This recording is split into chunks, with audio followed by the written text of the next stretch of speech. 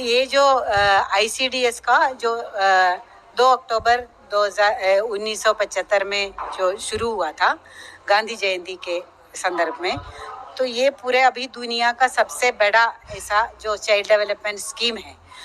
लेकिन अफसोस की बात है कि ये 50 साल जो पूरा हुआ है ICDS का, लेकिन ना हमारी जो सरकार है या विभाग है, इसके बारे में ना कोई स्टेटमेंट है, ना कोई भी इसके कार्यक्रम इसमें कर नहीं रहा है। जो RSS के 100 साल के उपलक्ष्य में जो स्टाम्प निकाल रहे हैं, सिक्के निकाल रहे हैं, लेकिन जो पूरे देश का जो कुपोषण मुक्त करने का जो infant mortality rate, maternal mortality rate, ये सारा कम करके पूरे भारत का जो जनता को बचा के एक आधुनिक समाज में कन्वर्ट करने के लिए ये सबसे बड़ा एक योगदान जो ये integrated child development services scheme जो आंगनवाड़ी से चलता है उसका है। लेकिन सरकार उसको पूरा नज़रअंदाज किया है। और इसमें हम लोग जो बार बार जो बोलते हैं कि ICDS को कमज़ोर करने का, क्योंकि ये एक बुनियादी अधिकार है, ये तो एक पूरा इंस्टीट्यूशनलाइज्ड सिस्टम होना चाहिए, तो वो नहीं कर रहे हैं, उल्टा इसको स्कीम की तरह चला रहे हैं। तो हमारा अभी ये जो उसके संदर्भ में ये मीटिंग हुआ है, यहाँ पे हमारा बुनियादी जो डिमांड है ये है कि ये जो देश का जो राइट टू फूड का कानून के तहत भी ICDS के अंदर सेवा देते हैं, राइट टू एजुकेशन का भी कानून है, उसके अंदर में भी स्कूल पूर्व शिक्षा आंगनवाड़ी के थ्रू देना चाहिए। तो ये दोनों जो स्टैट्यूटरी राइट्स देने वाला जो ये योजना है और ये आंगनवाड़ी है, उसमें बेसिक कम्युनिटीज भी अभी भी नहीं है। 50 साल के बाद में भी ऑलमोस्ट 50% आंगनवाड़ी केंद्र का जो अपना भवन नहीं है, उसी में से भी 50% के अंदर में पीने का पानी तक नहीं है। तो ये इंफ्रास्ट्रक्चरल डेफिशिएंसी है। और जो खाना जो उसके अंदर में सप्लीमेंट्री न्यूट्रिशन, या तो अभी तो सरकार के हिसाब से सप्लीमेंट्री न्यूट्रिशन नहीं है, वो राइट टू फूड के तहत फूड देना चाहिए, तो उसके लिए जो है क्वालिटी कम है, और क्योंकि उसका बजट एलोकेशन भी बहुत कम है। और ये जो इश्यूज के ऊपर चर्चा करके इसको एक नया रूप देके इसको आगे बढ़ाने का जो सरकार है, पिछले जो 10 साल में जो बजट में कंटिन्यूअसली कटौती कर रहे हैं। और अभी ऐसा स्थिति है कि बहुत सारे जगह में जो आंगनवाड़ी वर्कर हेल्पर है, उनके लिए खाने उनका जो तनख्वाह भी है महीनों तक रुका हुआ है। और वो भी उसमें बताना है कि जो इसका बुनियादी सेवा जो नीतियाँ दे रहे हैं, और उसमें सर्विस भी आया है कि ऑलमोस्ट 6 से 9 आवर्स तक तो काम है आंगनवाड़ी वर्कर और हेल्पर का। और वो काम करने वाले इनका जो है 4,500 रुपये सरकार दे रहे हैं, केंद्र सरकार वर्कर को, और उसका आधा हेल्पर को दे रहे हैं।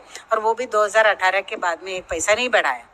तो उसका सुप्रीम कोर्ट ने ऑर्डर दिया है कि इसको ग्रेट्युटी दिया जाए 2022 में, उसके लिए कोई कदम नहीं उठाया। अभी गुजरात हाई कोर्ट ने ऑर्डर दिया है कि इनको न्यूनतम वेतन मिलना चाहिए, उसके बारे में भी सरकार कोई कदम नहीं उठा रहे और 1 रुपया भी बढ़ा नहीं रहा है। तो ये जो एक पूरा नेग्लेक्ट है, ये सिर्फ वर्कर का या आंगनवाड़ी सिस्टम का नहीं है, पूरे देश की जो आम जनता है, गरीब जनता है, वो कुपोषित है। तो इसलिए आंगनवाड़ी वर्कर का जो जीवन है बहुत मुश्किलों भरा, हम बोले ना कांटों पे चलने वाली जिंदगी है, इसी उम्मीद में कि एक दिन हमारे यहाँ दिन आएगा। और उसके लिए वो लगातार आंदोलन कर रही है। और जिन जिन राज्यों में मजबूती से आंदोलन हुआ है, सभी जगह में एक जैसी परिस्थिति नहीं हो सकती। हमें मतलब मैं कह सकती हूँ कि बहुत अपने आप को फक्र महसूस करता है कि हम CI2 के झंडे के नीचे काम कर रहे हैं। वैसे में जहाँ पे हम कहने के लिए नहीं, जम्मू कश्मीर से लेकर कन्याकुमारी तक, आसाम से गुजरात तक, हम हर जगह पे हमारा टीम काम कर रही है। इवन कि हम अंडमान में भी हमारा संगठन काम कर रहा है, पांडिचेरी में हमारा संगठन काम कर रहा है। एक राज्य है केरला, जहाँ पे बच्चों को अच्छा खाना, 3 टाइम का खाना, अच्छी बिल्डिंग, सब कुछ एक बिल्डिंग के नीचे, खिलौने, रंगीन, जो बच्चों को चाहिए वो है। दूसरे तमिलनाडु में भी बच्चों को 2 टाइम का खाना मिलता है। थोड़ा सा दूसरे से बेहतर आंगनवाड़ी वर्कर हेल्पर को मानदेय मिलता है। तीसरा है पांडिचेरी में भी आंगनवाड़ी वर्कर को गवर्नमेंट एम्प्लॉइज का दर्जा दिया गया। बट बाकी आप साथ में सटा है यूपी, इतना बुरा हाल तो आप सोच नहीं सकते। बिहार में, राजस्थान में, वहाँ पे तो जब ये टेरर बन गया, हमारा जम्मू कश्मीर का राज्य का दर्जा तोड़ दिया, वहाँ पे उसको केंद्र शासित प्रदेश बना दिया, तो मान भत्ता बढ़ाने की बजाय घटा दिया कि स्टेट शेर नहीं रहा। जब स्टेट नहीं बचा है तो उनको वो तनख्वाह भी नहीं मिल रही है। अभी भी 8-8 महीने 6-6 महीने का सेंटर शेयर नहीं जाता है। वो स्टेट का और उनका वो राजनीतिक उनका टकराव रहता है कि वहाँ पे बीजेपी सरकार नहीं है तो टाइम से पैसा नहीं जाता है, पूरा एनओसी नहीं आएगा, क्लियर नहीं आएगा तो पैसा नहीं मिलेगा।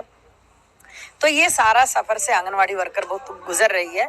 और इतना है कि जहाँ पे आंदोलन सशक्त वाला नहीं है, वहाँ पे सरकारी भीड़ जुटाने के लिए भी आंगनवाड़ी वर्कर हेल्परों को परेशान किया जा रहा है कि यूनिफॉर्म पहन के नहीं आना है बट आना है। यहाँ तक कि आप देखिए कि सरकारी ऑर्डर जो करते हैं हमारी उत्तराखंड की मिनिस्टर ने कि बेटी बचाओ बेटी के नाम पे सबको मंदिर में आना है शिव पूजा के लिए। ये कौन सा ऑर्डर है? मध्य प्रदेश में ऑर्डर किया है कि मंदिरों की सफाई करनी है, कि अयोध्या के मंदिर का उद्घाटन होना है, उसके लिए सबके घर में आपको वो चावल डाल के उसमें सब कुछ डाल के एक छोटा छोटा सा पैकेट बना के वो सबके घर घर तक आंगनवाड़ी वर्कर को बांटना है। मंदिरों का सफाई आंगनवाड़ी वर्कर को बांटना है। यूपी में ऑर्डर होता है कि आपको गाय मिलेगी, आपको गाय का पालन पोषण करना है। तो यहाँ तक का सफर है जो आंगनवाड़ी वर्कर का सफर है, जो बहुत ही मुश्किलें भरा है। प्रदेश के अंदर जो आंगनवाड़ी वर्कर हेल्पर है वो मुश्किलों से लड़के भी आंदोलन में आ रही हैं और एक उम्मीद में कि एकदम आंदोलन से हम जीतेंगे। और हमें भी उम्मीद है कि हमारा जो आंदोलन है जोरदार है। इस बात की हमें खुशी है कि हम, क्योंकि प्रशासनिक लाभ उनको हमारा इतना वो हाथ में नहीं कि कलम से कर दें, पर उनके अंदर एक कॉन्फिडेंस, एक आत्मविश्वास और उनके आपके अंदर की औरत की पहचानने की शक्ति जो संगठन से हमारी आंगनवाड़ी वर्कर हेल्परों को मिली है, तो उन्होंने समाज के अंदर अपने एक सामाजिक पहचान भी बनाई है कि गांव के अंदर आप जाओगे तो आपको हर गांव में पता चल जाएगा आंगनवाड़ी वर्कर हेल्पर कौन है। तो वो एक सामाजिक काम भी करती है और राजनीतिक समझ उसका डेवलप हो रहा है और वो टकराती भी है, बात भी करती है, उसके लिए वो आंदोलन रहता है। बट अगर जर्नी की बात करें तो 50 तो हमने इसमें ये फैसला किया है कि एक तो हमारी ये जो ICDS का 50 साल माने कि इसका जो आंदोलनों का भी 50 साल है। तो इसमें हमने बुनियादी सेवा को मजबूत करने के लिए जो आंदोलन किया है और अपना हक के लिए भी, वर्कर हेल्पर का हक के लिए भी जो आंदोलन किया, इसको आगे बढ़ाना है। लेकिन अभी जो ये बजट कट और ये जो पूरा इसका ढांचा को चेंज करने का, उस साजिश के तहत में इसको प्राइवेटाइज करने का, कोई कॉरपोरेट घराने को गोद लेने को दे रहे हैं, वेदांता जैसा कंपनी को इसके अंदर में इन्वॉल्व करा रहे हैं। ये जो कोशिश के लिए ही ये जो हमें दिख रहा है कि ये सरकार इसके बारे में चुप है। तो हम लोग इसके खिलाफ में जो इसका जो जनता का हक के लिए और इसको इंस्टीट्यूशनलाइज करने का और जो पूरा early childhood education and development के लिए एक जो कानून बनाने के लिए मांग करते हुए और एडिक्वेट बजट एलोकेशन का और वर्कर हेल्पर का अपना वर्क होने का, जो एम्प्लॉई होने का अधिकार दिलाने के लिए बड़ा अभियान चलाएंगे। उसके अंदर में जो हमारे जो हकदार है, जो लाभार्थी शब्द हम इस्तेमाल नहीं करते हैं, जो हकदार लोग हैं उनके जो संगठन है, जैसे किसान है, खेत मजदूर है, महिलाएं हैं, उनके परिवार के लोग ही तो इसका जो लाभ उठाते हैं। तो उनके संगठनों से मिलके और राइट टू फूड कैंपेन जैसा संस्था है, जो उन लोगों के साथ में मिलके पूरा एक जन आंदोलन करेंगे और हर स्टेट में इस तरीके का कन्वेंशंस होंगे, प्रोग्राम्स होंगे और जो हमारी जो चुने हुए जनप्रतिनिधि है, MP लोग हैं, उनको भी इस चीज़ों के बारे में पोजीशन लेने को हम मजबूर करेंगे, इसको इंस्टीट्यूशनलाइजेशन का डिमांड लेके। और आने वाले दिनों में अगले बजट में इसका पूरा एलोकेशन हो जाए, उसके लिए जो दिसंबर फर्स्ट वीक में जो बाकी जो स्कीम वर्कर है, आशा वर्कर और मिड डे मील वर्कर के जो संगठनों के साथ में मिलके हर एक केंद्र मंत्री के आवास के सामने में हम 3 से 10 दिन का पड़ाव डालेंगे। ये भी हमारे ये आंगनवाड़ी है, उसमें बेसिक कम्युनिटीज़ भी अभी भी नहीं है। 50 साल के बाद में भी ऑलमोस्ट 50% आंगनवाड़ी केंद्र का जो अपना भवन नहीं है, उसी में से भी 50% के अंदर में पीने का पानी तक नहीं है। तो ये इंफ्रास्ट्रक्चरल डेफिशिएंसी है। और जो खाना जो उसके अंदर में सप्लीमेंट्री न्यूट्रिशन, या तो अभी तो सरकार के हिसाब से सप्लीमेंट्री न्यूट्रिशन नहीं है, वो राइट टू फूड के तहत फूड देना चाहिए। तो उसके लिए जो है क्वालिटी कम है और क्योंकि उसका बजट एलोकेशन भी बहुत कम है। और ये जो इश्यूज़ के ऊपर चर्चा करके इसको एक नया रूप देके इसको आगे बढ़ाने का जो सरकार है, पिछले जो 10 साल में जो बजट में कंटिन्यूअसली कटौती कर रहे हैं। और अभी ऐसा स्थिति है कि बहुत सारे जगह में जो आंगनवाड़ी वर्कर हेल्पर है उनके लिए खाने उनका जो तनख्वाह भी है महीनों तक रुका हुआ है। और वो भी उसमें बताना है कि जो इसका बुनियादी सेवा जो नीतियाँ दे रहे हैं और उसमें सर्वेस भी आया है कि ऑलमोस्ट 6 से 9 आवर्स तक तो काम है आंगनवाड़ी वर्कर और हेल्पर का। और वो काम करने वाले इनका जो है 4,500 रुपये सरकार दे रहे हैं, केंद्र सरकार वर्कर को, और उसका आधा हेल्पर को दे रहे हैं। और वो भी 2018 के बाद में एक पैसा नहीं बढ़ाया। तो उसका सुप्रीम कोर्ट ने ऑर्डर दिया है कि इसको ग्रेचुइटी दिया जाए 2022 में, उसके लिए कोई कदम नहीं उठाया। अभी गुजरात हाई कोर्ट ने ऑर्डर दिया है कि इनको न्यूनतम वेतन मिलना चाहिए, उसके बारे में भी सरकार कोई कदम नहीं उठा रहे और 1 रुपया भी बढ़ा नहीं रहा है। तो ये जो एक पूरा नेग्लेक्ट है, ये सिर्फ वर्कर का या आंगनवाड़ी सिस्टम का नहीं है, पूरे देश की जो आम जनता है, गरीब जनता है, वो कुपोषित है उसके प्रति। तो इसलिए आंगनवाड़ी वर्कर का जो जीवन है बहुत मुश्किलों भरा, हम बोले ना कांटों पे चलने वाली जिंदगी है, इसी उम्मीद में कि एक दिन हमारे आए दिन आएगा। और उसके लिए वो लगातार आंदोलन कर रही है। और जिन जिन राज्यों में मजबूती से आंदोलन हुआ है, सभी जगह में एक जैसी परिस्थिति नहीं हो सकती। हमें मतलब मैं कह सकती हूँ कि बहुत अपने आप को फक्र महसूस करता है कि हम CI2 के झंडे के नीचे काम कर रहे हैं। वैसे में जहाँ पे हम कहने के लिए नहीं, जम्मू कश्मीर से लेकर कन्याकुमारी तक, आसाम से गुजरात तक, हम हर जगह पे हमारा टीम काम कर रही है। इवन कि हम अंडमान में भी हमारा संगठन काम कर रहा है, पांडिचेरी में हमारा संगठन काम कर रहा है। एक राज्य है केरला, जहाँ पे बच्चों को अच्छा खाना, 3 टाइम का खाना, अच्छी बिल्डिंग, सब कुछ एक बिल्डिंग के नीचे, खिलौने, रंगीन, जो बच्चों को चाहिए वो है। दूसरे तमिलनाडु में भी बच्चों को 2 टाइम का खाना मिलता है। थोड़ा सा दूसरे से बेहतर आंगनवाड़ी वर्कर हेल्पर को मानदेय मिलता है।